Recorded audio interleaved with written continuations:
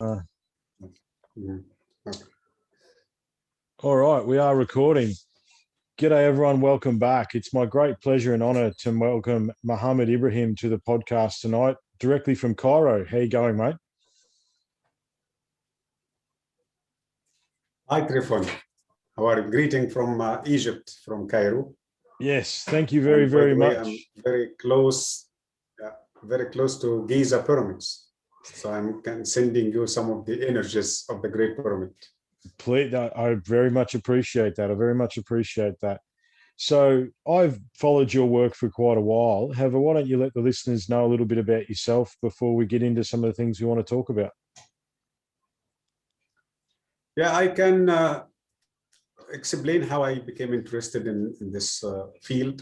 I was graduated in 2000 as a tour guide. And when I say Egyptian tour guide, it means that I studied everything about Egypt, ancient Egypt, and what we mistakenly call it Pharaonic Egypt, Greco-Roman Egypt, Coptic Egypt, Islamic Egypt, and modern Egypt. Me and my colleagues, we studied the Egyptian history, Egyptian art, religion, language, architecture, and everything connected with ancient Egypt in different eras. I graduated as some people, they say we are Egyptologists. Actually, I love to say we are more than Egyptologists. Because when you say Egyptologist, he is the one who studied only ancient Egypt. He studied that time from 3000 BC to 300 BC. And most of them also are specialized in a very limited part. You find some Egyptologists, their main concern, the pyramids, others, the temples, others, some certain time of the Egyptian history, like the Ramesside time, Old Kingdom, Middle Kingdom. You won't find an Egyptologist who is aware with all the ancient Egyptian history. But the tour guide, no. The tour guide is aware with all of the Egyptian eras, all the Egyptian cities, because this is what we do. When you book a tour to Egypt, you will love to come to Giza, you go to Aswan, to Cairo, Alexandria, Sinai, maybe the Oasis, and maybe some other cities. Each city has its own history and culture and structures. So we are aware with all of it. Okay, that's why the tour guide can see the big picture better than the Egyptologist. And also something very important, when we talk about the hieroglyphics, or what I prefer to call it, the ancient Egyptian language, if you think that any Egyptologist or any tour guide can read hieroglyphics in a good way, that is not correct. It's a separate study. So if I have an Egyptology degree, it doesn't mean necessarily I can read hieroglyphics. Now, I can read the basics. Also, as a tour guide, I can read the basics, but to be able to read ancient Egyptian language, it means that you made a separate study. You paid time and money for books and other sources of the information. So that is in general the beginning of my career. And after I became a tour guide, I led thousands of tours, and I was lucky to meet so many pioneers and so many smart people who are professionals in their jobs, like engineers, like physicists and geophysicists, like geologists, artists, even handicraftsmen. Okay, and because we keep talking about the Egyptian civilization from many aspects, so they had the chance to share their wisdom with me, and I shared my knowledge with them. And it was a kind of a great workshop. Every tour for me was like a huge workshop about the ancient Egyptian techniques and the ancient Egyptian symbols, and also the ancient Egyptian maybe energies and healing. Okay, which enhanced my knowledge and opened so many ideas and closed parts in my mind. Like, I'll give you an example. If you talk with me 15 years ago about healing and energies in ancient Egypt, I would deny everything. I would say, no, no, no, this is not correct. Okay. But since 2005 and 2006, I started to meet people who talk about this in the beginning, because my brain was, my education was academic education based on solid foundation, and there is no chances to imagine things. And when you imagine, you may find the truth, but no, based on solid evidences. So everything connected with spirituality, with philosophy, with wisdom, it was denied. Okay. Okay. But after meeting hundreds of these people, now I can tell you now, I strongly believe in many of these things. Okay. Not only believe because I met them and talked with them. No, because I started to see the site in a different way. I started to realize the evidence. I started to understand the message was left by the ancient Egyptians. Yeah, look, I must admit, Mohammed, that's one of the things I love about your work, is that you have been so open, even after studying the texts and the books. And as you say, the discipline doesn't allow for questioning, but you've spent the last 15 years questioning and looking at things from a different perspective. And I really respect that and appreciate that. Now, obviously, you're coming to us from Cairo, but we're actually going to start here in Australia, because you had the chance to have a look at the Gosford Glyphs. So how did you find out about those, mate? And what was your interpretation of those? Okay, I was dealing with my ex-team as a tourist partner.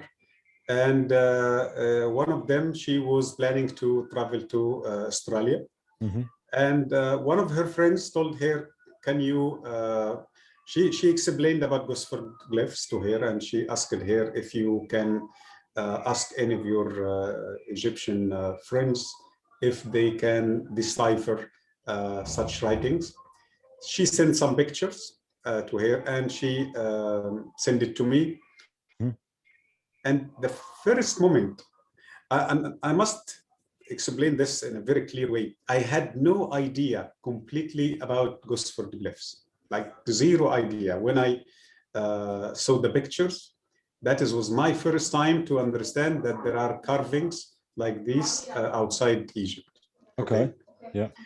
My understanding about something like this was like in some writings in Saudi Arabia, some writings in Syria, in Palestine, the nearby countries to Egypt, which makes sense to me because the Egyptians used to travel. Okay. But I didn't have any idea about writings in Australia. So the first moment I saw the writings, I immediately understood that this is ancient Egyptian writings, not just because of the look, but because of the style. Authentic writings. And I have the right to do this judgment because I see ancient Egyptian writings all the time. I see it in tombs, I see it in temples in Cairo, in Luxor, in Aswan, in Edfu, in Komombo, Abu Simbel. So that is something familiar to my eyes. So when I see it, when I see authentic text, I can easily identify or I can easily realize that it is authentic. And the opposite can easily happen. When I see fake text, I can also very easy to say this is fake, this is just made in modern time, or someone fake it to deceive somebody. Of course. Yep. Which is happening to me. So many of my friends in USA or in Europe and other places, they keep sending me pictures for texts from statues or from souvenirs they bought from the market. And they ask me, Mohammed, what does it mean? I say, it was made to look like ancient Egyptian, but this is not real text. Okay. Yes. Just from like 5 or less than 5 seconds. Okay. So that was my first impression when I saw the pictures from the wall or the small hill in Gosford. I immediately said, this is ancient Egyptian writings. And what was it? What was the story, mate? Have you made a proper translation of it? And what does it tell us? Look, my friend told me she is planning to do the tour, and she already went to Australia and they took her to see the site. And she told me we want something like a short story for them as a beginning of a big work later. Yeah. Okay. So I made a short video. Mm-hmm. I think it was like 30 minutes. This is this video not published. Okay. It was just a way to show the elders there and the Aboriginals that we are doing something professional. We are not just claiming that this is authentic. We feel the same. No, it was a perfect academic work, Mm-hmm. okay, in a professional way. So I managed to prove in that short video that we have three groups of let's say of three groups of words or things. Let's call it things first. We have letters, we have words, and we have sentences. Okay. So the letters were made in a perfect way. The body of the word or the structure of the word also perfect, and the complete sentence is perfect. Okay. Yeah. And I will come later and explain what does it mean perfect, because there are some other professional or hieroglyphic experts said, no, this is not right, this is fake, it doesn't make sense. I will come to this. Yes. Okay. So what? Just so you understand, as far as the story that's told here is that apparently a soldier came back from World War II and basically did it as a goof. But as I understand, we didn't. The hieroglyphs was not, or hieroglyphics, or the ancient Egyptian language was not a worldwide phenomena until the late 60s. So there was no way really for them to understand A, how to put it together, B, how to build the sentences, and to have the, as you said, the perfection in the carving. Look, I am about to finish my book, and I wrote a small part of it this morning. Mm-hmm. And while writing the story of ancient Egypt, you must come to names, right? Like an ancient city, an ancient queen, ancient prince, princess, like this. So my intention in this book is to explain so many things, and the conclusion is going to be about the abilities or the chances of having advanced technology. But my point is, when I put the ancient Egyptian name in hieroglyphic text, okay, which I made one. I was talking about a city in Palestine called Sharuhin. King Ahmose, after defeated the Hyksos, the invaders of Egypt, he followed them to their homeland. Okay. I can tell you more than 10,000 times I explained this story to my clients. Okay. More than what? 10,000 times. And maybe the same time to my friends and to my family. Yes. And I know exactly the pronunciation of the word, Sharuhin. And my brain remember the symbols. But I opened today, that what happened exactly. I opened the dictionary to make sure I am writing the right word. Because one stroke, one angle can change the meaning. Yes, Okay? of the symbol can mean a completely different thing. Exactly. Yeah. So you got my point, that nobody can memorize a whole text like this and will travel back home and will write the text without a single mistake. No, that is not accepted. This is more than impossible, yes. Especially with the ancient Egyptian writings. Okay? Yeah, and how? So when you say ancient Egyptian, how old are we talking? I know age is an interesting question, but as far as your understanding, how old is that text that is presented there? That is a very good question. I may answer this question later in this conversation, okay, when we come to that point. But let me tell you that the ancient Egyptian language, we are talking about a language survived for almost 3,000 years, maybe more. But yes, let's say it was practiced in a professional, in an official way for 3,000 years, from 3,500 BC to 300 BC. There were early times before this and later times, but that was a perfect official time for the ancient Egyptian language. And when we say 3,000 years, we must expect development. We must expect some letters changing. We must expect different vocabulary, different meaning, different style, different fonts, right? Yes. So what I found in Gosford Glyphs, that the man who wrote this is not only aware with the Egyptian language, but he is also aware with the changes. Like let's say, as an Egyptian who speak English, when I greet somebody, I would say hi or hello. Okay. In Australia, you say hey. Yeah. Right. G'day. Yeah. G'day. How you going? Yeah. Yeah. Exactly. H-E-Y. So if I read hey, I understand that this is like hi or hello. Yes. But imagine 1,000 years later, an academic will come to this and say, now who wrote hey? That is not English. That is wrong. Yes. Yes. A soldier from Australia came and wrote that. Okay, so that is the point. So so many of the words in that text was written in a similar way, as an the man, because sometimes we write the word with I will not say different symbols, but let's say I will show you examples. I will share my screen and will show you some examples. Yes. But the end of each word has what we call it demonstrative, or like a picture. Like I have in my ID, I have Mohamed Ibrahim name and my picture. Yes. Okay. So if I keep the name only, it still means Mohamed Ibrahim. But if I delete the name and I keep the picture, it still means Mohamed Ibrahim. And if I put them both, also still mean the same. It doesn't mean two people, still mean the same person. But when it comes to my picture, I can put my picture now. I can put my picture with a different profile from the side, but you still recognize me, right? Yes. This is the same way the ancient Egyptian did the last symbol. Sometimes the last symbol is a hand like this and a hand like that, and it different there.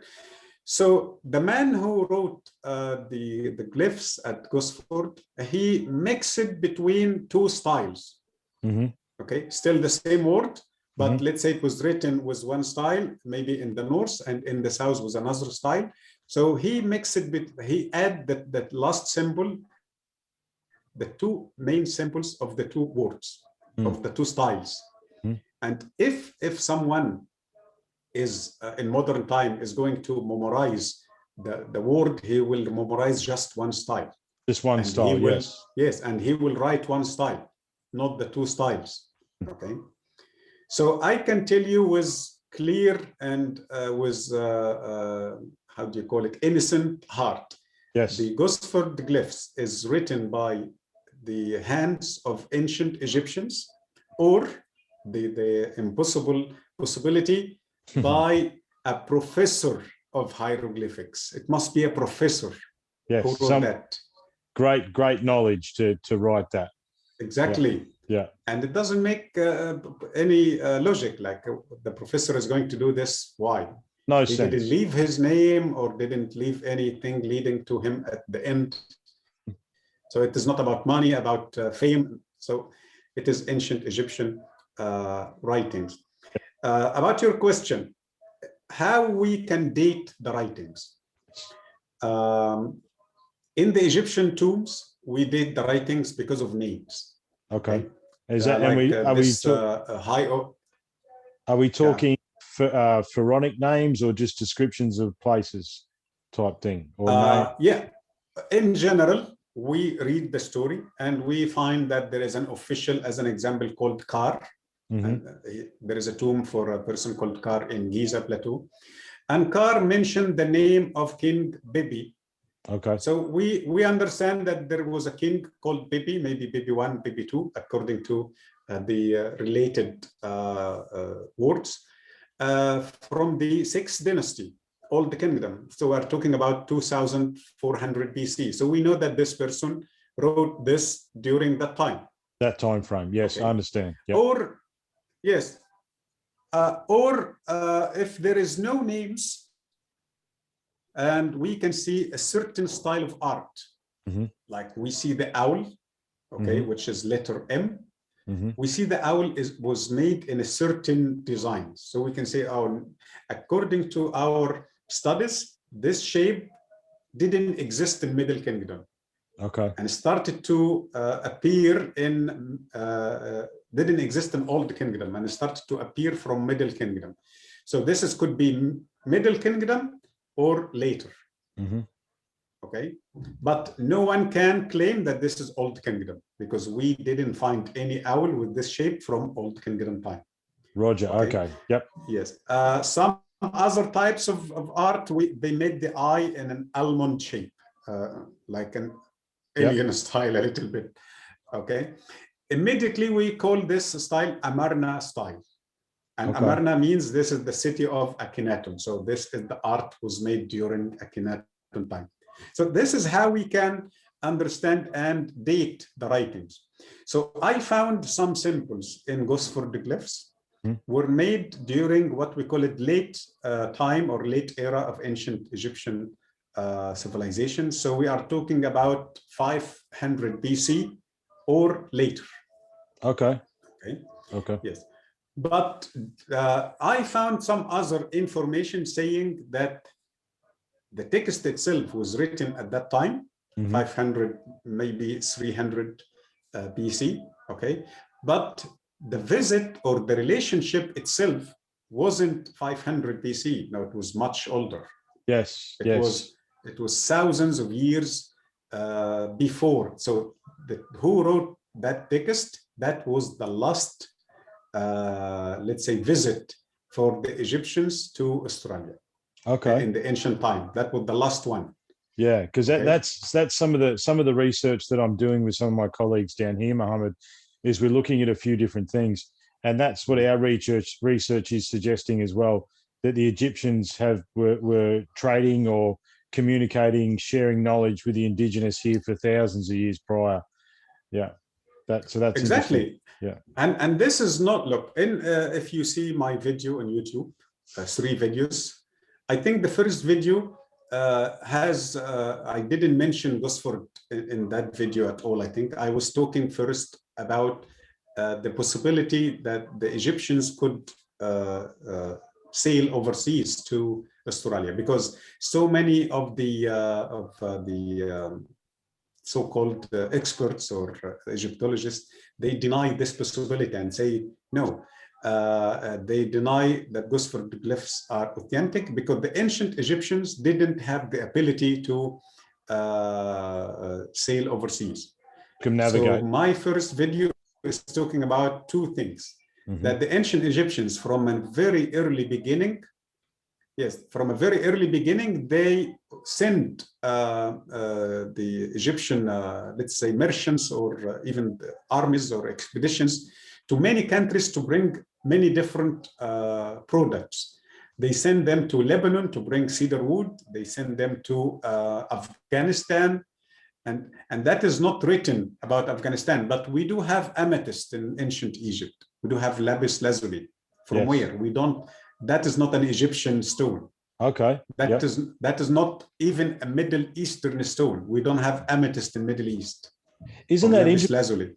Here's an interesting thing, Mohamed. So I would have said that lapis lazuli I identify it with Egypt, but it doesn't come from there, you're saying? Oh, yes. It comes from Afghanistan. All right. So they're at least trading with Afghanistan. You know, Okay.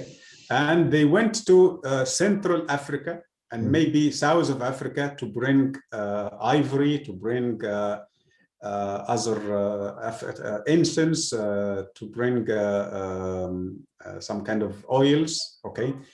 And something interesting, ancient Egypt was aware with giraffes. Okay, yes. So where are giraffes in Africa? Southern Africa, South Africa, yes. Exactly, very good. Okay. It doesn't locate in North Africa or Central Africa. Giraffes in Southern Africa. Yes. So the ancient Egyptians had to travel to South Africa to bring giraffes, to bring baboons also. Baboons also is an animal from South Africa. Okay. Okay. So it is very clear that the Egyptians traveled to very, very far countries. So why we deny that they traveled to Australia? And the story, or if I like be polite and just call it the silly story about their disability of navigating and having ships to go to Australia, that is not correct. We have one of the small boats, and it is not small, but I love to call it small because it is considered as a funeral boat behind the pyramid of King Khufu. Yes, it is I've seen that. 46 meters long. Yes, that's not very small, but it is a smaller boat as far as it goes. Yes, I've seen that one. I saw that one. Is that the one that was buried in the desert? That's the one that was buried. Yes, I've seen that. Actually, this is a huge boat, okay, and compare with the boats of the ancient world. But why I call it small? Because I didn't want to call it at all. Okay. Okay, that is something was made as a funeral object. Right, so I get what you're saying. So it was made as an example. My point? Yeah, it's an example. Exactly. Yeah. So what about the real boat? What about the real thing? Yes. The boat will, okay. If they are just so this is like a model or like an example, yes. Okay. Yes. So and when we talk about trips to Lebanon to bring cedar wood, so we are talking about big ships. And it is not only a ship to carry people, no, it is a ship to carry products, okay, cargo, ships, okay. So for sure, the ancient Egyptians had the abilities and the knowledge to sail to Australia. When we check the story of Hatshepsut in her temple, going to a burnt land, we have a very confirmed story that Hatshepsut sent the Egyptian fleet to a country, they call it African country, but let's be specific. They send it to a country called Bond. We don't know where it is, okay? This is maybe Yemen, maybe Somalia, maybe Djibouti, we don't know. But sure. They assume it is a country on the Red Sea, overlooking the Red Sea, which I also don't trust this, okay? But let's do quick analysis for the animals and the sea life in the surrounding scene. We see some pictures for different types of fish, and such fish located in the what we call it deep sea or deep water. Okay. Okay. We see the swordfish. Yes. Okay. We see the stingfish, the ray sting.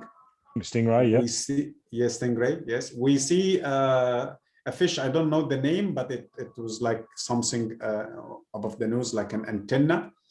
And I had an Australian, many times I had Australian clients in my tours. And one of them told me, Mohamed, this is a typical, I will show you the picture now. He said that we can find this fish on the shores of Australia. Yeah, you can share away, mate. I've opened up the sharing, so share whatever you want with us. That's very fascinating. And look, while you're bringing the screens up, it's no surprise to me that the ancient Egyptians can build these megalithic structures. Building a boat would not be out of the realm of possibility.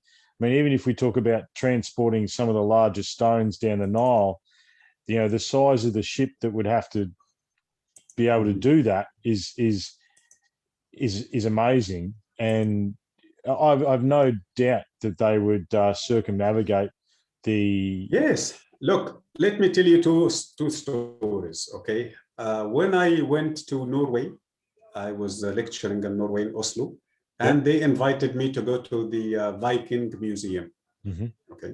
I saw their ships, and when I stepped inside, I was asking, where are the ships? They told me, here it is. this is the ship. I said, is this the ship? I expected something huge. But what I saw is what we call it in Egypt, like a felucca. It is a small size. Yes. Okay, we have a Nile boat with the same size. Okay. Just to travel the Nile, nothing else, just to go up and down the Nile. Exactly. Yeah. And the second story, when I went to in the same trip in Norway to what was his name? The Norwegian traveler, Thor Herdal, I think that was his name, Thor Herdal. Can you hear me? Yes. Yep. Yes, Thor Herdal, he navigated from Africa, from Egypt, through the Mediterranean, through the Atlantic Ocean, and he went across the Atlantic Ocean with a reed boat, similar to what we see in the Egyptian tombs. Oh, with just a reed boat. Made Okay. from, yes. He made, I think, 2 trips or 2 boats, Ra 1 and Ra 2. Okay. Okay. Yeah, right. And I had, I took a picture for myself and the boat, to make sure that, to show the people that this is the boat could cross the Atlantic Ocean. And it was designed to copy an Egyptian boat.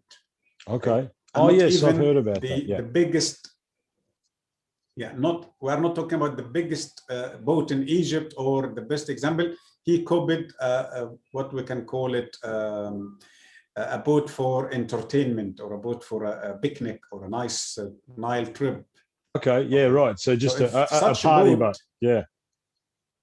Yeah, exactly. So if such boat can do this, what about the big boats and the big ships? Okay.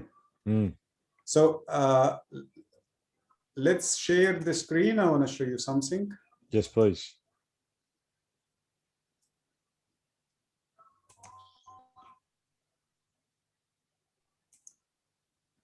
Okay, so I made this paper to explain the story. Okay. And here, when I resemble this symbol, we can see. Okay. Can you see it? Yes, absolutely. Yeah. It looks like a paper clip. 46. Yes. Yes. You will see that I have the one on the right side and the one on the left side. Those are Egyptian to left, and the other one from left to right. Yes. Because the good thing with the Egyptian language, we can write the language from both sides, right to left, and read it from right to left, or left to right and read it from left to right. And the third option is from top to bottom. Yes. Okay. Yeah. So we gave a code. That code, the academics understand that every symbol, we make a code to be easily identified without making mistakes. So the code is F46 and the other code F46A as an exception. Okay. Yeah. So what is written in Gosford is the exception. It's not even the regular style. Okay, so it's not the common style. It's yes, right. The exception. Yes. Okay. Okay. And here are a group of samples. Okay, you can easily find that they are identical.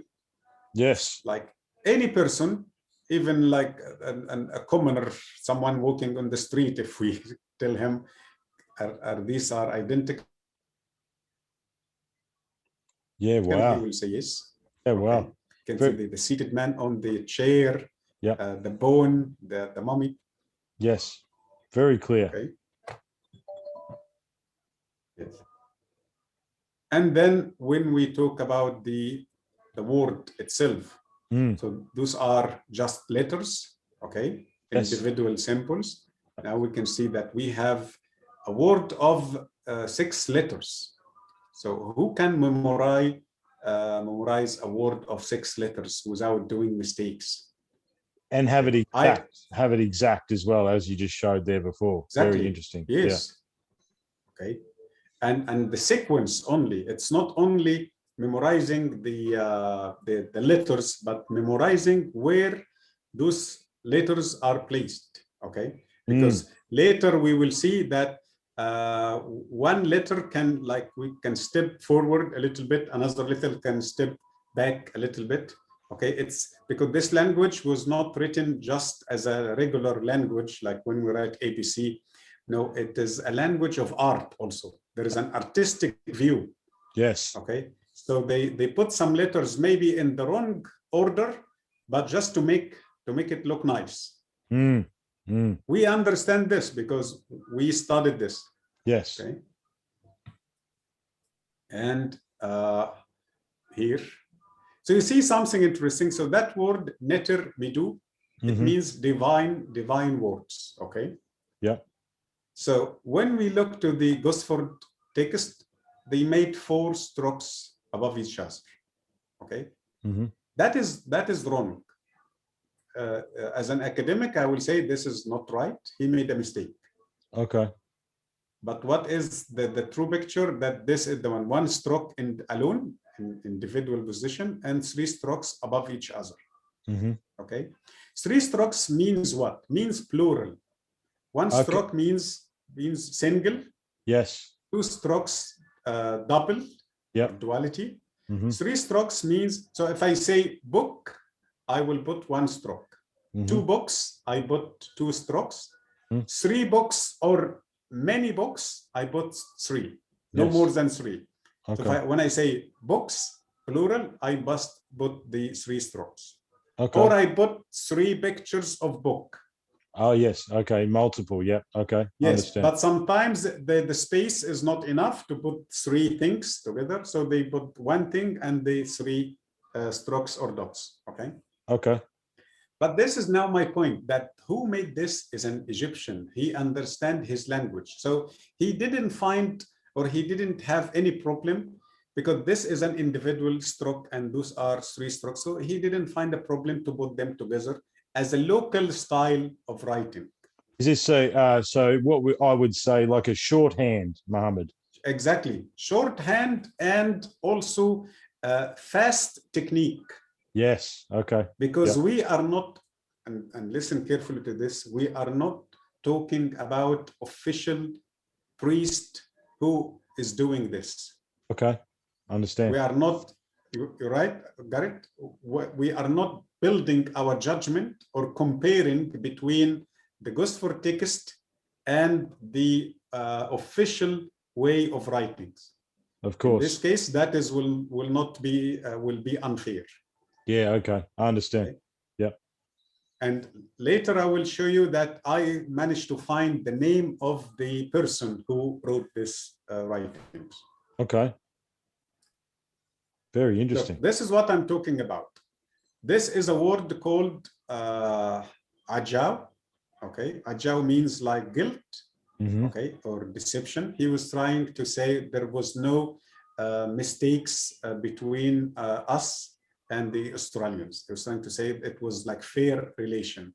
Okay. But in a negative way. Okay. So we have this word, okay, in and actually I made even me look. No, not me. The word, the first row, this is the word in Gosford, and on the left side, this is the when I put my own samples. Okay, this word, it doesn't exist in our language this way. Okay. It exists in 2 ways. The first way on the left side, the lower level, without that coil. Yes, okay? I can see that. Yeah. And the second word with the coil, but without the hand. It shows a man. Okay. Okay. But you will find that the technique was used in Gosford text. It is mixing between the first option and the second option. Because if I use the hand, I shall not put the coil. Right. I understand. But why he made that? Because that man, okay, the man includes the arm. Yes. Okay. So as if this is the word in a bigger way and in more details. Okay? Yes. But as a short, yes. as a shorthand, they later, because I will give you also another example, and that is the Middle Eastern languages, and the famous language is Arabic. When I write my name, Mohammed, in English, it is Mohamed, right? Yes. Yep. But when I write Mohammed in Arabic language, it is MHMD. Yes. Yes. No vowels. Yeah, I have seen that. So I'm a teacher during the as my day job, Mohammed. So I have had a few guys name Mohammed, and they have said that to me, MHMD without the vowels. Yeah, I have. Exactly. Yes.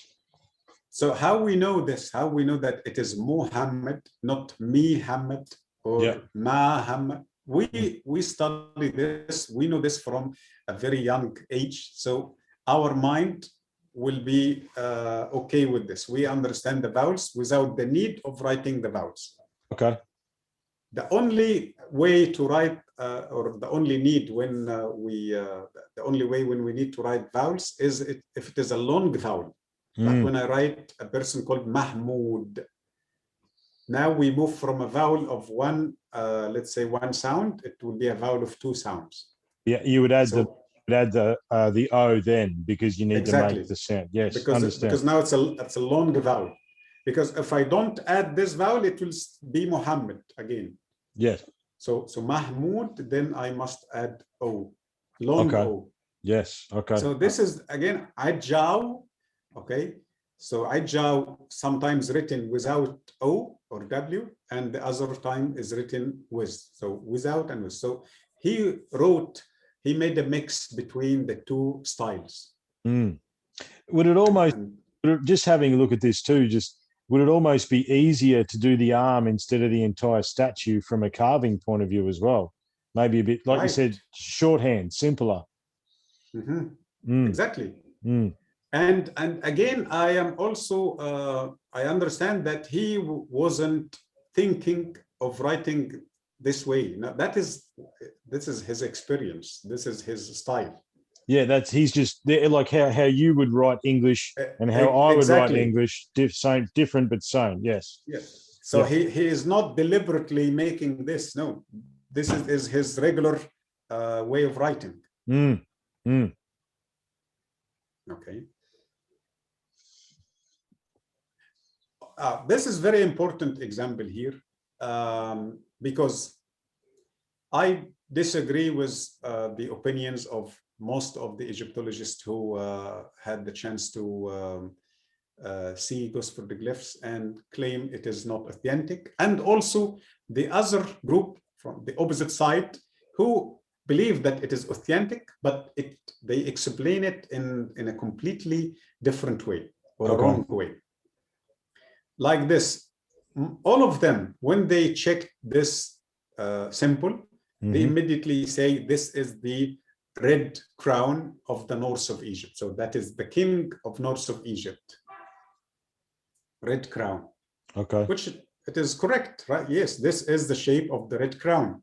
But it doesn't act here as the red crown of North Egypt. It acts as symbol or letter N. Okay. And we know this, okay? As hieroglyphic students, we understand this. So this is not a word means red crown of North Egypt. No, this is just a small word or a symbol means niti. Okay. N-T and the plural here, Y, so means this. This, okay. So you see, the meaning can be easily changed just because of one symbol mistake. So it has nothing to do with the king of the north or North Egypt at all. It's just a symbol means N. Just a simple word, in other words. Yes. Again, this is an example, like you said before, Mohammed, of you can see this because you've studied this for many years. Exactly. However, the slip of a chisel or whatever tool they used would change the meaning completely without understanding it correctly. Right. And also because of a symbol like this, I can say, yes, this is no way to be old or middle kingdom. Okay. Maybe beginning of new kingdom or during the new kingdom. Why? Because if this word was written during the old and the middle kingdom, they are going to use different symbol like the water wave. That is Yeah. N. Okay. Yep. So this development or change happened during the new kingdom time. Okay. Interesting. So that is not familiar during the old and the middle kingdom. So this helps us Okay. date it. This helps us, gives us a date. Yes. Yeah. Exactly. Okay. The same thing like this. Okay. Also, this I can see it as one of the very hard words to read, because you see two symbols almost look like the same. Okay. Very similar. Yes. You don't see any difference. Okay. A little bit more of a depression in the top, but the thing is, if I didn't have the one on the left to refer to, I may not see it. That's the thing too. That is my point. Yes. For regular eye, will think that those are two similar letters. Okay. Maybe, and if they will be even good if they say this is R and this is R. So it will be re. Okay. But as you said, yes, for the expert eye, no, and not only the expert eye, but someone who saw this combination hundreds of times in other examples. Okay. Yes. So when I see it in a low quality art, I understand that it means this. Yes, because you've seen it so many times. Repetition. Yes. Exactly. Now this is a big sentence. So do you realize we moved from individual symbols to words to a complete sentence now? Absolutely. Yeah. Yes. And this sentence is saying حكا حنا were, and it is not only the sequence, but also what we call it the silent, or not the silent, let's say is it the pronunciation, how it actually is worded? No, I will give you an example. In Arabic language, and this is also one of the great things when I did that I'm very good in the Arabic grammar.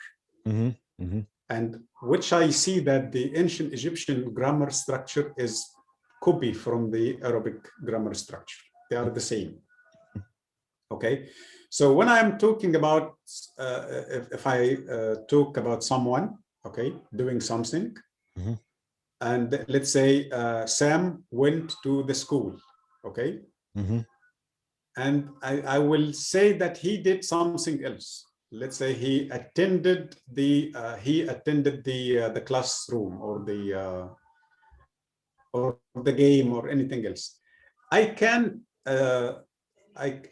delete the second mention to him. I can just start with the verb. Yes. So Sam went to the school, yeah, played football. Yes. Okay. That is not correct in English. Okay. I must mention the subject. He played football, and he played.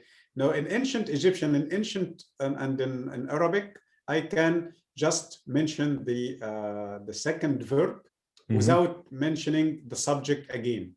Okay, I understand. So, yes. So when you look to the writings I made, not the actual writings, you will find that there is letter S between brackets. It means I understand it is there, but it is not written. Okay, I understand. Yep. Okay. So حكا حنا ور بن or binu خبر نفر عجاو. Okay. And this is also a very, very smart way and very great evidence that we all understand that the word nefer means beautiful. Okay. We have Nefertiti, Nefertari, Nefer. Yes. Yes. We say Nefer, beautiful heart. So Nefer means beautiful. Okay. And I'm not talking about commoners, I'm not talking about tourists, I'm talking also about Egyptologists. Many of them believe the same. Okay. Many of the tour guides, I don't like to say most, but let's say be more perspective. Many they believe it means beautiful. But Beautiful. here it means zero. Okay. Okay, means zero. So the meaning that the ruler and the chief of the foreign land, Binu, have no deception. Okay, it must say have zero deception. I understand. Understand. Yes. Yes. Yes. Okay, but I explain it as, because I love to keep some things or stories. So in a podcast like this, or in a TV program or something, I must have something new. Right? Absolutely. Absolutely. Yes. Yes. So nefer here, the exact meaning is zero. Okay. So this is a perfect, what we call it, nominal sentence. It doesn't have verb. Okay. And this is accepted in the Egyptian grammar, and also in the Arabic grammar. We have sentences without verb. It all nouns. So Okay? that I understand this. Yes. So I mean that is unbelievable evidence there that it's actually not only are the symbols correct, but how it is spoken is correct as well, which, as you say, would be impossible for anybody to replicate. Exactly. And I must add something to my friend. I didn't do this work alone. My friend Yusuf Oyan also shared with me. Yes. Because Yusuf is talented in another field, in carving. Okay. Good. Yes. Yep. Yes. So I could give the text explanation and the authenticity and the meaning. But Yusuf made a great point. He said that if you look carefully to the original text, you won't find mistakes. Yes, it doesn't look like high quality. No. But you don't feel that he made something and he was trying to overwrite this mistake. No, he made it one shot. So he was very certain about what he was trying to write. Very good. And again, as Mohammed, and I know that many people, when they introduce me, they say hieroglyphic expert, which is a great title. I hope to be at the same level. If I'm going to write this sentence, I will use my dictionary to make sure I'm not doing mistakes. Yes, right. Whereas not this, only me, yes, not only me, but most of the hieroglyphic experts are going to use the dictionary or to make it slowly, one by one. So whereas this was just written, this was just carved into the stone. Yes, and as you one day, inshallah, when this COVID thing will disappear, I must visit this site, okay, and check it personally. As I told you, after seeing all the area in pictures, I can easily say that who made this, he made it from just one time. He didn't correct anything. Wow. Okay. So the ruler and the chief of the foreign land Penu have no deception. So basically that means that they are good. Is that what I'm saying? So the ruler of the land is good. Yes. Exactly. We have good relations. Okay. He was trying to say it this way. We have good or great relationship. Okay, good. Okay. This is the most important part of the story. What happened? Like why the Gosford Glyphs were written? Yes. Okay. Because I told you maybe this visit wasn't the first. In my opinion, it was the last.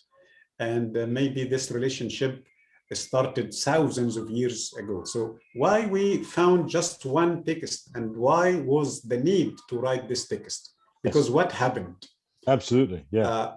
Yeah. So here the story talks about a storm. Okay. And they say the storm and the north wind, okay, yeah, blew up again.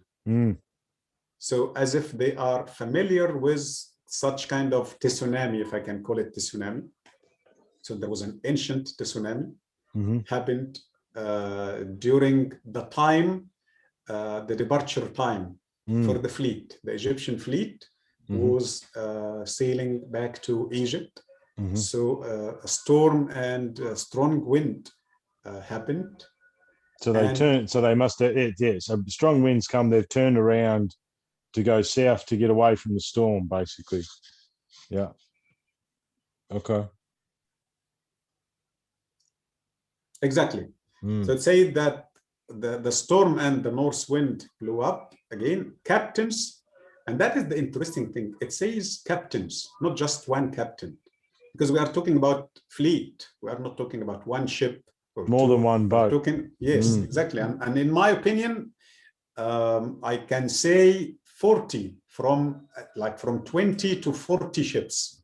Okay. Why I say so? Because that was the regular or the repeated number for the Egyptian ships going to Puntland, going to Lebanon, Byblos. So they normally talk about 40 ships. Okay, interesting. Okay. Yeah. So it said that the captains turned around to the south. So you see what we're talking about? North wind. So north wind means what? It means they need to turn around to use the wind to go the other direction. They were heading to Egypt. Absolutely, they're heading sailing home. to the north, right? What is the northwest part of Australia? What is the name of this area? Northwest. Northwest would be Broome, or there's not a lot in the northwest. Or west, or on the west. Western side, you've got that's northern New South Wales. Oh no, that's the eastern side. So where Gosford is in the east. Okay, so okay, yeah. So the harbour may be on the northeast, east or northeast.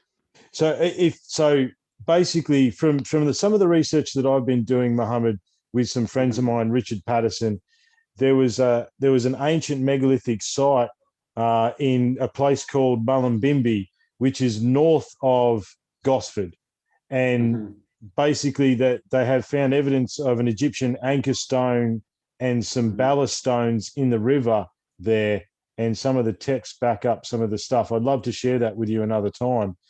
But so I would say that would be probably where they were going.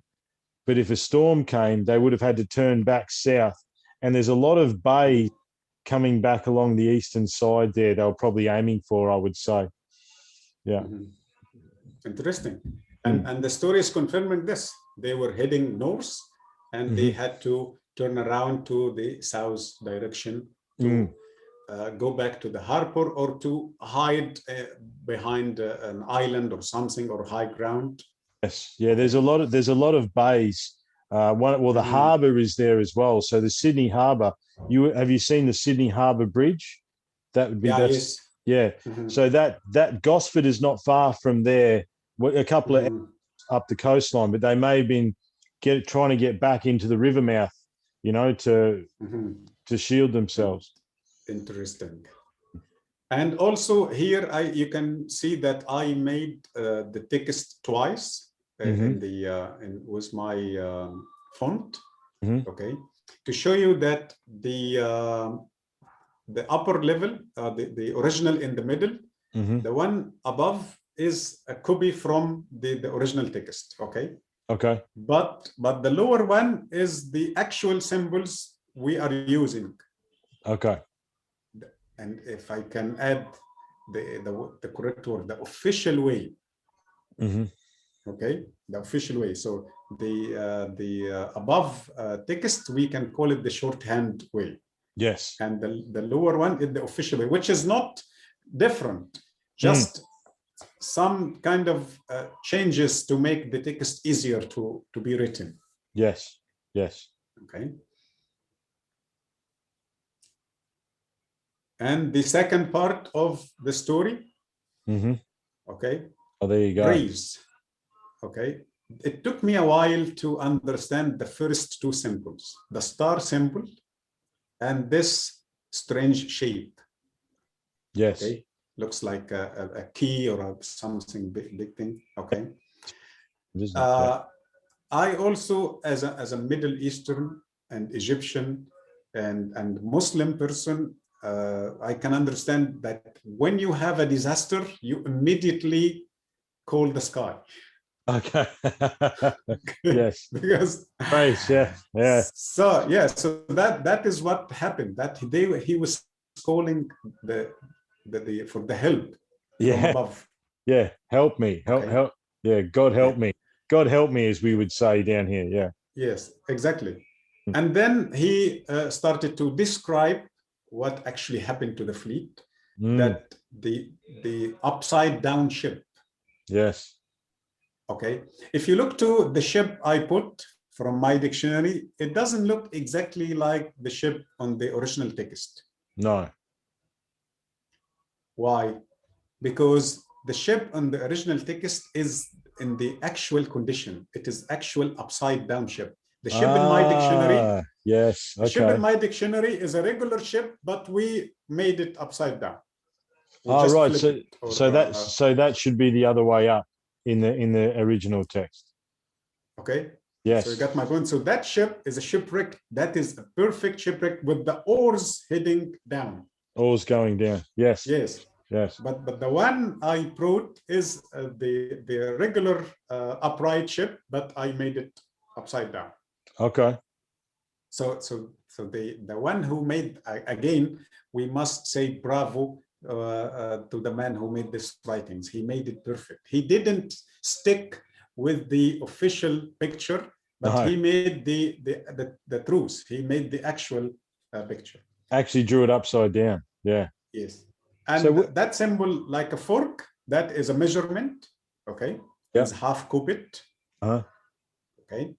So he is saying that the ship turned it upside down. It maybe was a very strong wave, Mm-hmm. and the ship hiked from the sea level upside down and was torn apart. There's some very, very, very heavy storms on the east coast of Australia, Mohammed. So there's not, this isn't a surprise. They have a race called the Sydney to Hobart, and some of the most dangerous parts. There's two dangerous parts. One of it's going down the east coast and then across to Tasmania. But yeah, we have massive storms on the east coast here. Massive storms. Interesting. So maybe the Egyptian fleet witnessed one of these bad storms. Say so by the looks of things. Yeah, but isn't very strange for the people who say that this is written by a soldier or by even a professor. What kind of a story is this? Yes. Right? If I'm going to fix something, I'm going to say, I visited Australia with my king and my followers. We have a good time. We bought some things. Okay. I'm going to describe a trip. Yeah, a fun story. I'm not going to describe, yes, I'm not going to describe a disaster with such exact details and some measurements and what happened to the fleet. No, this is like a movie, my friend. Like I am describing this for you. And honestly, I imagine in my head, I'm seeing the picture as if it is a movie. You can see it. I mean, from my perspective, Mohammed, I know how big the storms can get on the east coast of Australia. If you've got of wooden ships, they get caught in some of those waves on the coastline. It would tip a ship over. It has tipped ships over in the modern times. You know, like that's not an unrealistic thing. So if we look again to the first symbol, ship, okay, and the last symbol on the other right, it is the same ship or another ship, upside down also. Yes. But it doesn't look exactly the same. So is that a different ship, do you think? No, different condition. Ah, okay. That the first ship was in the beginning of the story. Yeah. And then what do you call this main pillar in the middle of the ship? The mast. The mast. Now this mast is broken. So it's broken now. Yeah. Yes. And that is not a mistake of writing. No, he is deliberately doing this angle to tell the people that the ship is being destroyed. So that'd be the mainsail. That's where the mainsail's attached to the mast. And if the Yeah, mast breaks, then the we will ship's done. Yeah. we will come to this. Okay, here it is. Again, as an academic, when you see a cartouche, that oval shape, okay, call it cartouche, you immediately say this is the name of a king. Okay. But wait a minute, like who said that this is the must? I put my name in a cartouche. My clients, when they come, you've got your cartouche, yes, silver cartouche, and we have so many cases from the ancient times. They put their name in a cartouche. Who would resist putting his name in a cartouche if he had the chance? Okay. Especially if someone from a foreign land who had survived. Exactly. You know, you're gonna mark your work, aren't you? That's what he will not go to jail because of this. No one's gonna find him. Yeah, that's right. So he wanted to honor himself, okay? And he put his name in the cartouche. And he started his writings with the famous Egyptian style. He said, Jed Nidu. How we know that the person who wrote that this name is the person who told us the story? Because of Jed Nidu, the snake and this chisel shape. Yes. Okay? Yes. It means this text or these words spoken by. Okay. Yeah, right. So this is so this is by my name is, you know, something like that. Yes. So any name after Jed Midu, it means this is the one who said the story. Yeah, right. And yes, and his name, as I read, Nej Sobit. Okay. That is his name. And he made like that strange shape, looks like a bird. That is, in my opinion, Horus, the falcon. But he didn't made it in a good way. And he was honest enough to also give us his title, Renti Ren, the sailor. Yeah, so now we have a name, and we have a title. Yeah, right. So Nej Sobit, the sailor, Nej Sobit, is the one who wrote this text. Okay, interesting. Okay.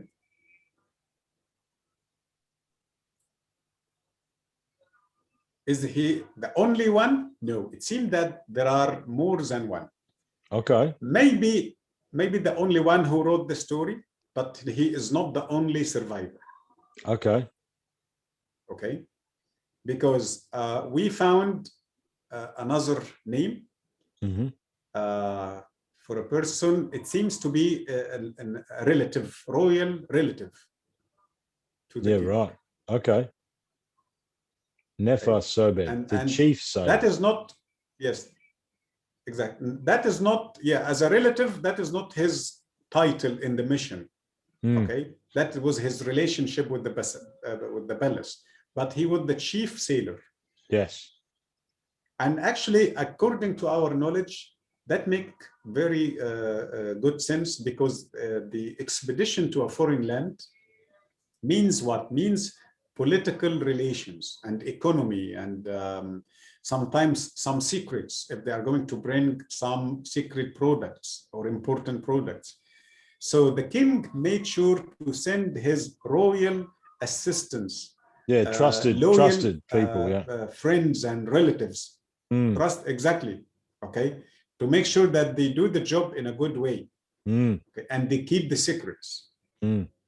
So he sent Nefer Sobit and maybe others as the main supervisors of this expedition. Okay. So when we say chief sailor, we are not talking about the captain. Okay. Not necessarily the captain.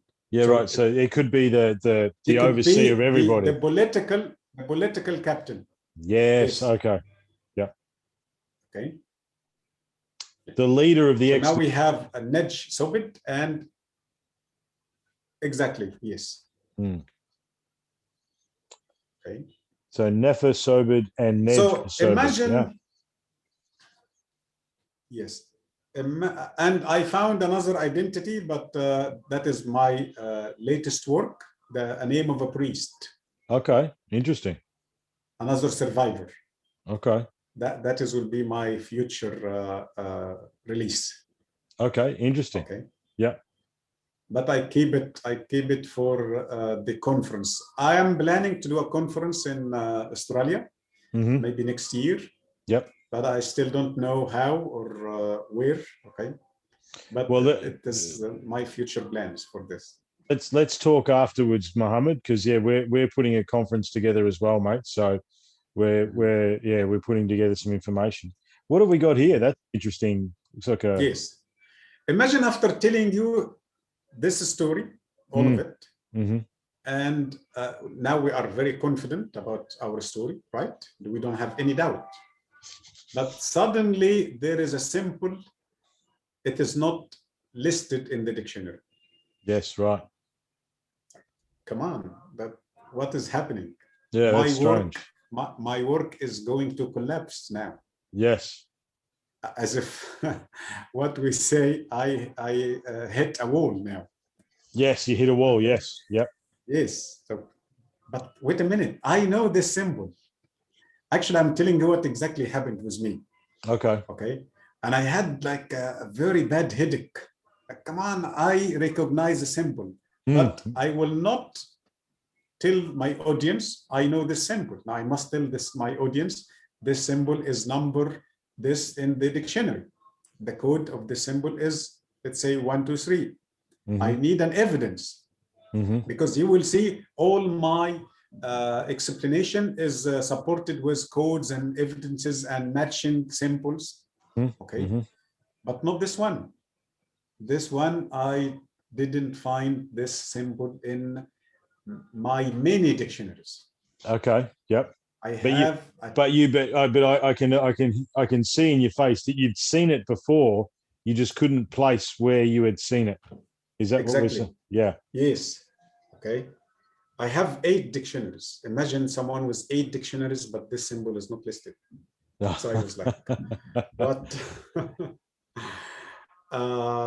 But I didn't lose hope. I was sure that I'm right. So I have many dictionaries, yes, and also I am a member of most of the hieroglyphic groups in Egypt and outside Egypt. Okay. So one of the groups called Hieroglyphic Lovers, okay, I send them the question, hey guys, do you recognize this symbol? Where's this from? Yep. Imagine it took only 10 seconds and many of them replied and said, yes, this is the symbol Hina, means with, okay, from Greco-Roman time or from late time of ancient Egypt. Oh, okay. Yep. I didn't study this time or hieroglyphic in this time. I studied Old Kingdom, Middle Kingdom. Yes, right. So it was outside of your studies. Yep. And all my dictionaries also Old and Middle Kingdom. I don't have a dictionary for late kingdom. Yes. So when I bought the dictionary for the late kingdom, I found it. And when I visited Komombo temple, it is there. Itfu temple, it is there. Many temples. So, it was a great release for me. And I became very, very confident because if someone like me couldn't identify or couldn't, let's say, provide an academic or a professional evidence that this symbol exists in the Egyptian language without help. So how about if someone, a soldier or a student or a group of Australians are going to fake this? So after resolving the issue of this symbol, I'm 100% sure about the authenticity of the hieroglyphics in Gosford. Okay. Wow. And this is the symbol. Yep. Yes. And this is the original symbol in the Old Kingdom. Ah, okay. Okay. And here it is, an example from Komombo Temple. Yeah, clear as the day there, isn't it? Look at that. Yep. Yes. Okay. Because I don't want someone to say that it's a fake story. No.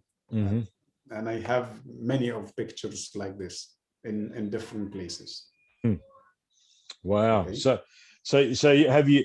I mean, obviously you're saving some of the information. Have you finished the translation? Do you know the full story yet, or are you still working on it? No, not, yeah, I'm still working. Okay, Okay. it is not 100% finished. Mm. But I'm guessing that it is not that hard anymore because I already finished 50% of it. Okay. Okay. And I'm working on the other 50%. Mm.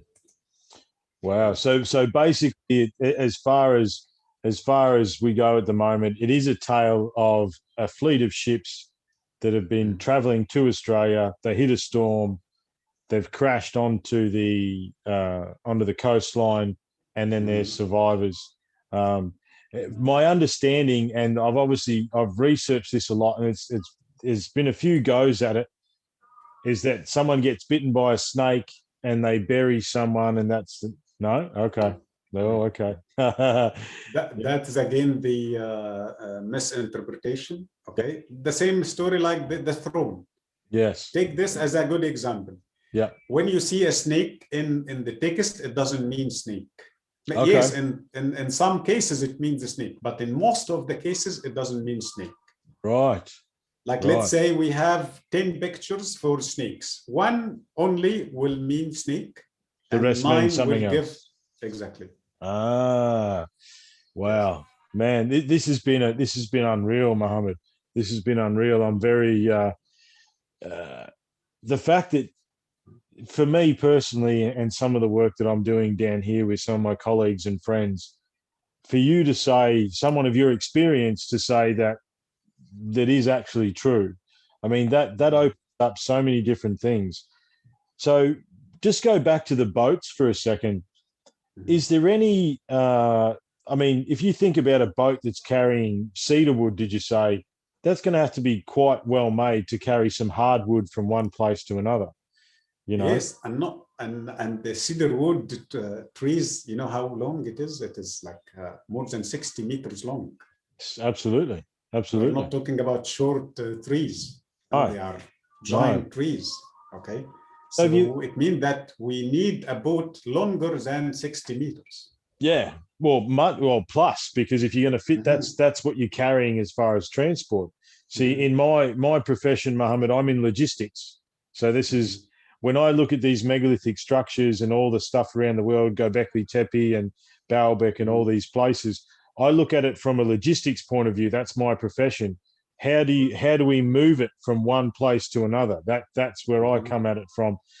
And is there any record in the text or and in your studies that talks about these big boats, or is that something that's it's not as popular of opinion?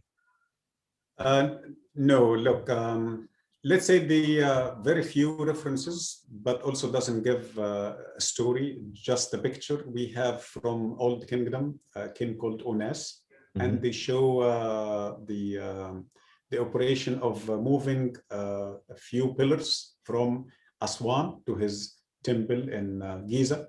And the pillar is about, let's say, 5 meters Mm-hmm. high. Yes, it's huge, weighing like more than 20 tons, but it is not very tall. Mm. But the um, the story, but with lots of question Mm. of Hatshepsut. Mm-hmm. They show Hatshepsut also fleet, but it's supposed to be into the Nile, not on the sea, transferring the obelisk from Aswan Quarry to Karnak Temple in Luxor.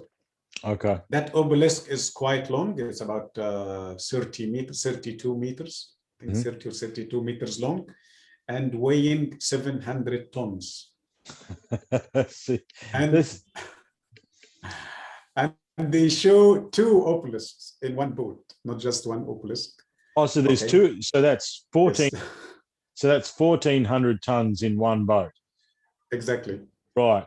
Yeah. I mean, you would already understand, Mohammed, that there isn't a crane in the world that could put them in the boat and then lift them out of the boat and stand Yes. them up. There's nothing that we have today Mhm. that could actually complete that task.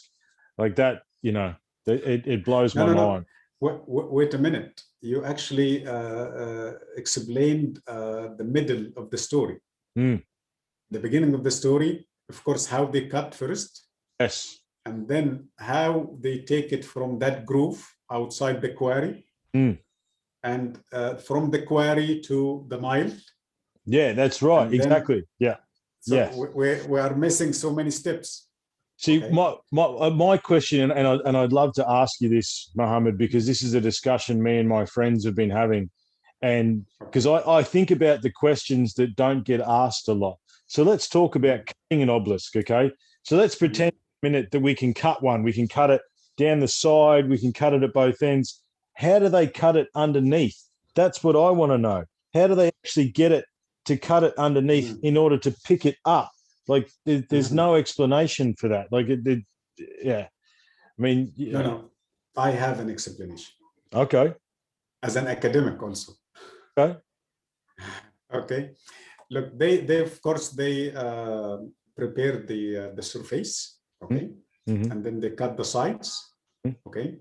And they, from each side, they go deeper with an angle. Okay. So the obelisk will be supported with a flat, thin layer. Right. Okay. Like a roller. Yes. Okay. Yep. Okay. But I'm trying to pretend I understand the story. Okay. So they crack the obelisk somehow, like push it maybe, or they use wood. Okay. Of course, I don't believe this story, but No. So are you saying, so basically what you're trying to say there is maybe they make it in a diamond like that. So they're not actually making a square. Maybe they're cutting down like this. And I can see that. But diamond from the lower level only. Okay. Yep. Only the lower level. And that is happened. That is actually happened. We do have what we call it the second unfinished obelisk. Yes. And most of the people don't know this. In Aswan, we have two unfinished obelisks, not just one. The big one, the famous one, and there is a smaller one in the back area. Okay, and with the second one, we can see the pre-last style of the pre-last cut before they cut it completely. Okay. So they imagine that when they reach that part, okay, with some huge wooden logs, they put it and they push it so it will crack, and then from the bottom, and then they take it out and they send it to the ship. Okay. Yeah, but how? Yeah, exactly. You say it's so. You say so simple. Get a bit of wood and you break it off and then pick it up, and no, it's not. This is how they taught us, so simple. Yeah, they take it out. And they get a bit of wood and they break it off and they tuck it on the boat and it's all good. Yeah, no, okay.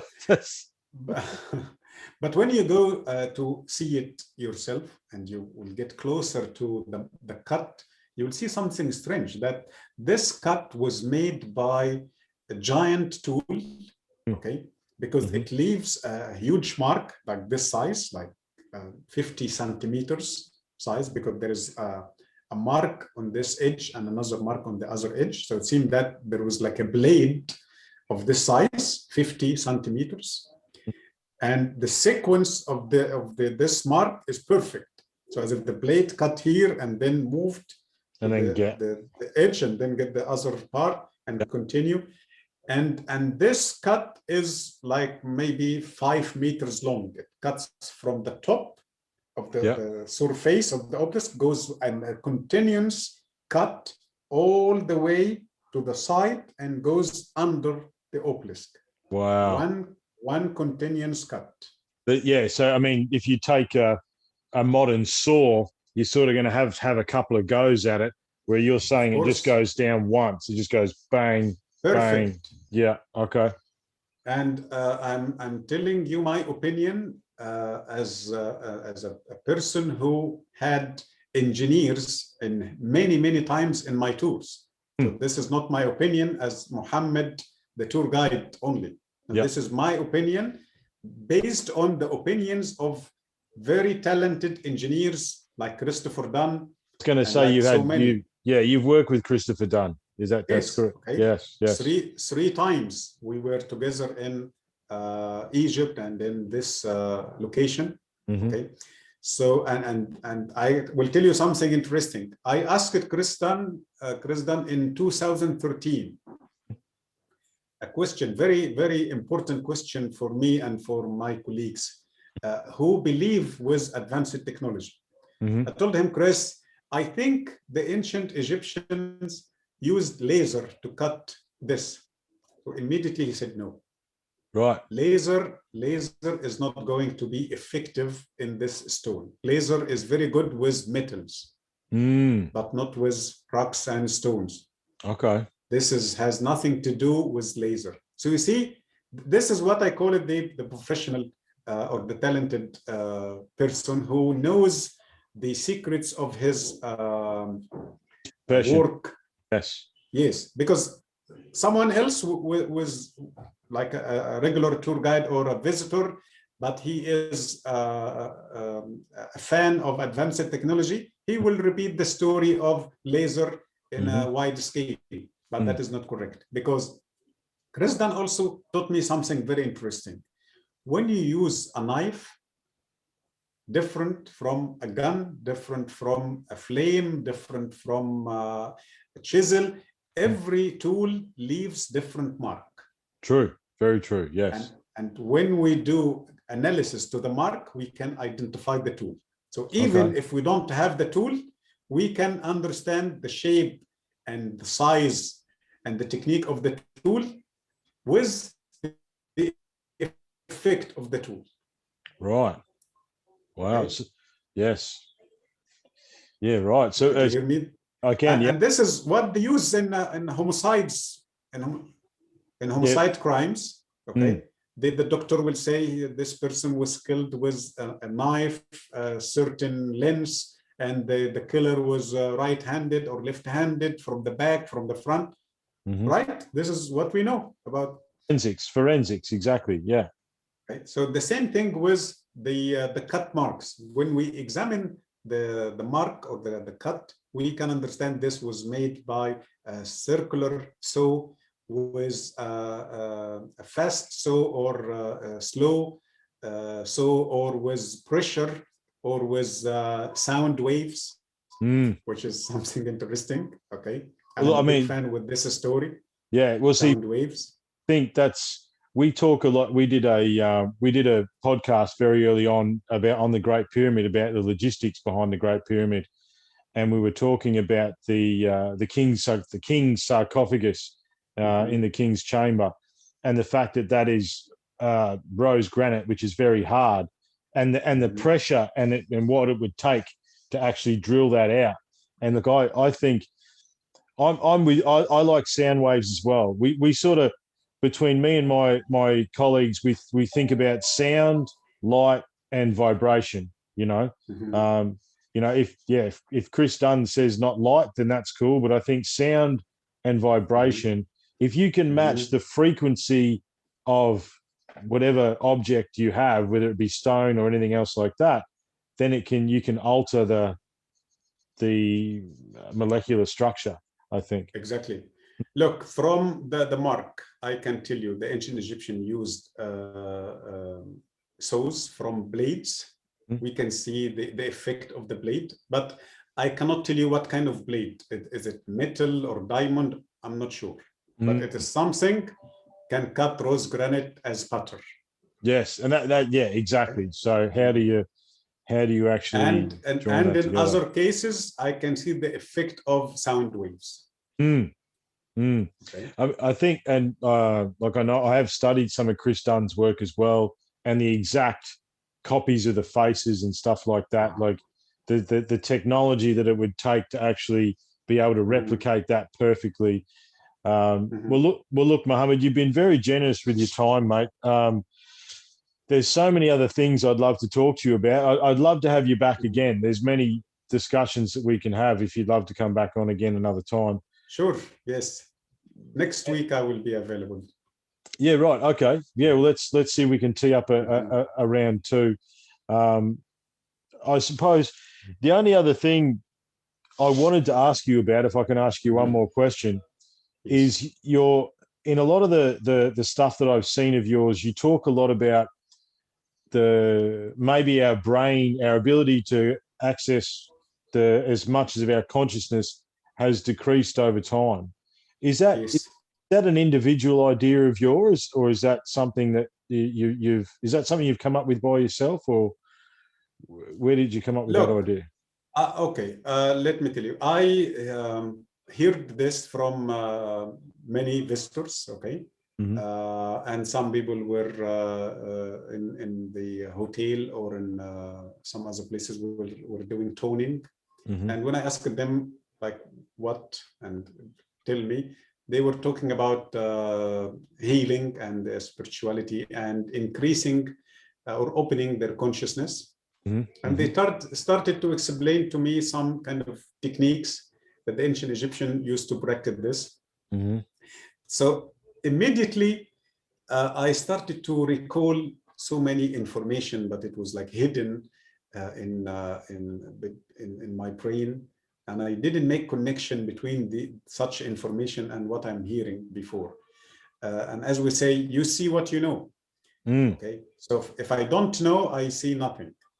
Okay, so I started to remember something very important, that the ancient Egyptians and the modern Egyptians, but not the current Egyptians, let's say the Egyptians before 1900 AD, 100 years ago, they used to go to the temple for healing.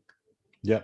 Okay. And this is the fact is known in Egypt, like a temple, like Karnak temple as an example. And you'll find that this is written in many books about the Egyptian temples. They say the ladies used to go to this temple because of pregnancy.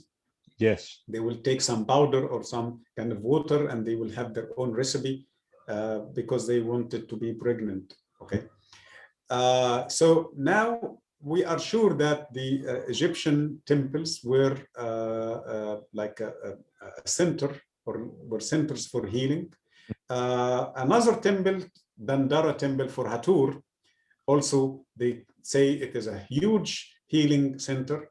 But what is Hathor? Hathor is music. I was going Music to, is sound exactly. healing. Yes. Resonance. Yep. When we say music, we don't mean the actual music. No, we are talking about sound vibrations. Okay. When we talk about something very, very interesting, most of the people explain it from a technology point of view, which is the unfinished box at the Egyptian Museum. That box, if you look from the front part, it is on the side level. It is not upright. It is not in the right position. They put it on the side. Okay, so if you stand in front of it, you will see perfect box, right? No mistakes. But if you go to the back side, you will see the mistake, that they were trying to cut the lid from the back side, and a mistake happened. So the lid is broken. Half of the lid disappeared. We didn't find it. And the other half still attached with a big cut in the back side. Okay. So why they left this box, why it is considered unfinished, and why they didn't cut this piece, throw it away, and provide another piece to make the lid, right? They wasted the whole thing. Because it's got to be one piece. It has to be one piece. Is for resonance. From this, exactly. It must be from the same piece. Why?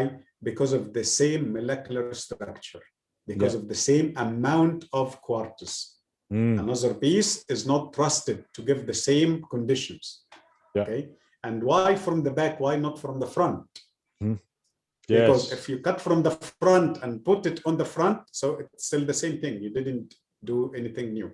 But from the back, on the top, so you flip the wave. And that would be magnetics as well. Yes, and radioactive. Yes. The granite, in scientific way, it is radioactive stone. And if my phone, your phone, TV, radio, they all have small piece of quartz. Absolutely. Sending and receiving. Absolutely. Okay? Yeah. So imagine this box is full of quartz. So it is radioactive stone. Wow. So to flip the field, okay, it will be like self-active. Yes. Okay, it doesn't need another thing to turn it on. Right. Right. So this is what I started to hear, and what I started to, yes, they are telling me stories, but I can see the evidences. I can feel it. Okay. When we talk about lotus, and I see the ancient Egyptians put the young Horus in a shape of a young baby emerge from the lotus flower. Okay. And the word Horus in the Egyptian language, just Hor without S. That is the Greek way. Okay. Okay. Hor means free. So you free yourself. Okay. When they make the head of Tutankhamun also emerged from the lotus flower. Okay. So the head, the brain. So many messages and evidences saying that there was a way in ancient Egypt to increase the consciousness and to free the consciousness for better connection, for communication. So I'm not sure for what, but it is something I believe, and I see it all the time, even in their writings. Yeah, right. Well, listen, mate. Look, this is. Let's sit down again soon, because I've got a page of notes that we didn't get to, but that was very, very interesting, mate. And I can't. It's such a pleasure and an honor to have someone like yourself on the show, and I really, really appreciate your time. And I know there's plenty of people from this humble little Aussie podcast around the world that are looking forward to listening to this conversation. So, thanks very much, mate. I really appreciate it. You're very welcome. Good on you, mate. We'll talk again soon. Have a great day.